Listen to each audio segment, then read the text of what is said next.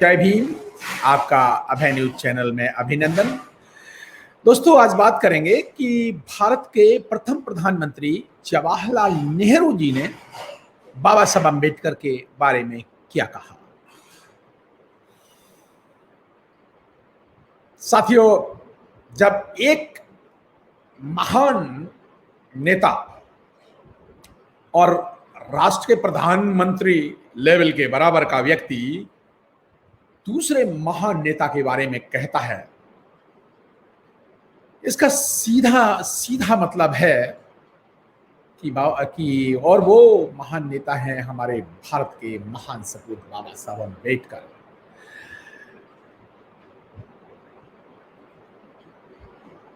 कितने महान हैं कि उनकी महानता का बखान भारत के पहले प्रधानमंत्री करते हैं, लेकिन करते कब हैं ये महत्वपूर्ण है। और किस अवसर पर करते हैं ये महत्वपूर्ण है। अवसर है जिस दिन बाबा साहब अम्बेडकर चले गए।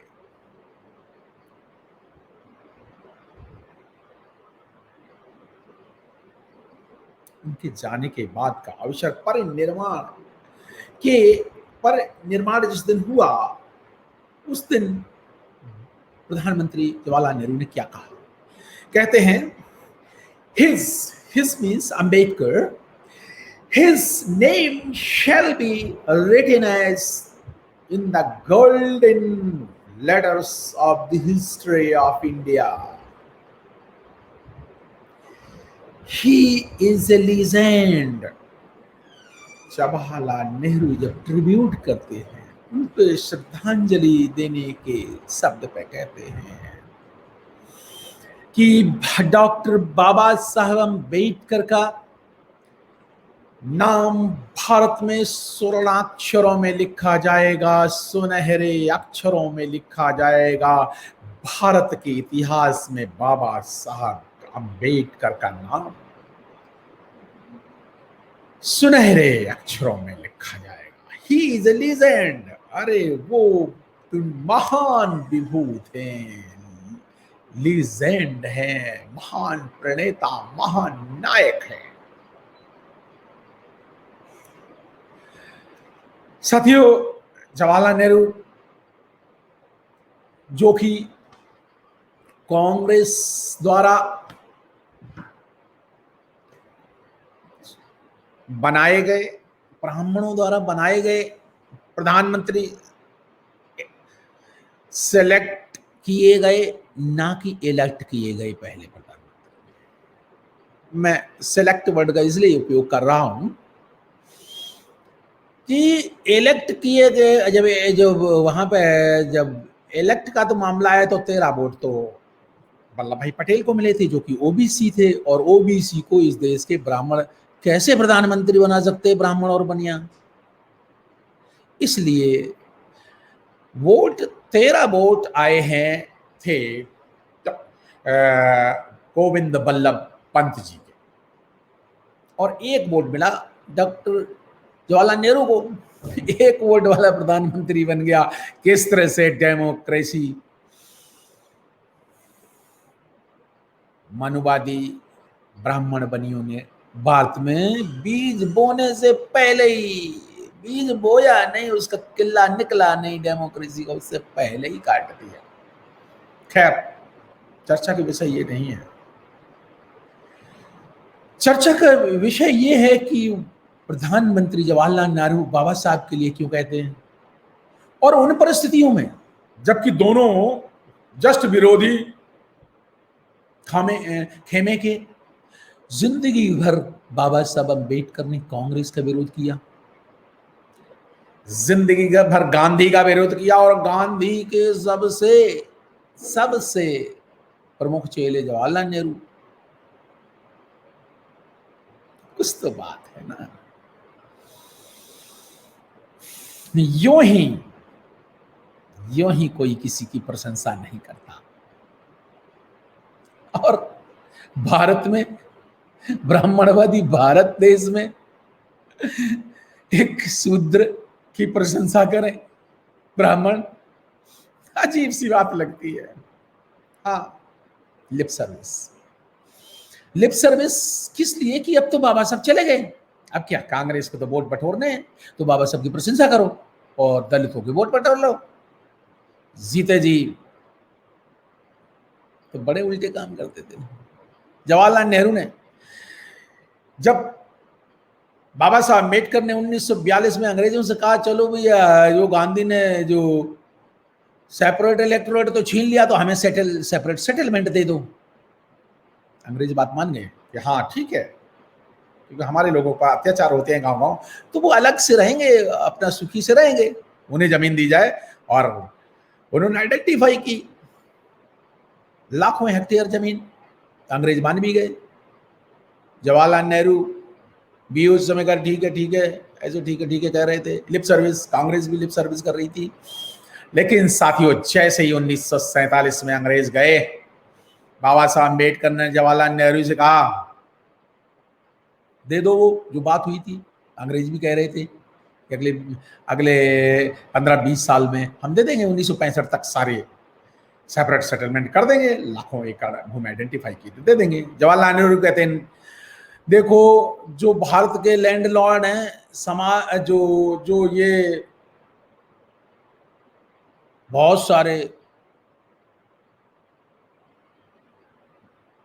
ब्राह्मण तंत्र को चलाने वाले, जिनकी अभी अभी जो राजा इकट्ठे हुए हैं, ये जो लैंडलॉर्ड लॉबी है, ये ब्राह्मण लोग हैं,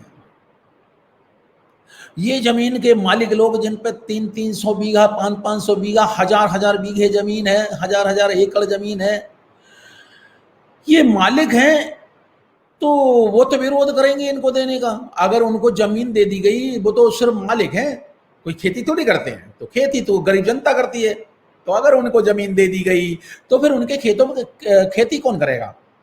जवाहरलाल नेहरू ने मना कर दिया, मैं नहीं कर सकता। बाबा साहब अम्बेडकर ने स्त्रियों को अधिकार देने की बात कही, इस हिंदू कोड बिल बनाया पुनः, और हिंदू कोड बिल में स्त्रियों को अधिकार, सबका अधिकार देने की बात की। जवाहरलाल नेहरू नहीं माने, एक तरफ कहा अच्छा ठीक है, दिखते तो बहुत ज्यादा प्रोग्रेसिव थे, लेकिन एक्चुअल में उनका चरित्र वो नहीं था। बाबा साहब अम्बेडकर ने रिजाइन कर दिया नेहरू के मंत्रिमंडल से, तो धुर विरोधी थे, एक्चुअली में धुर विरोधी थे बिल्कुल।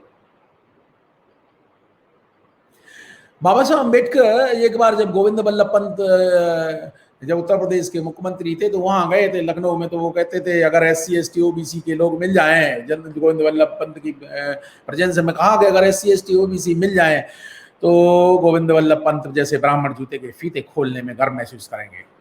बड़ा विरोध हुआ।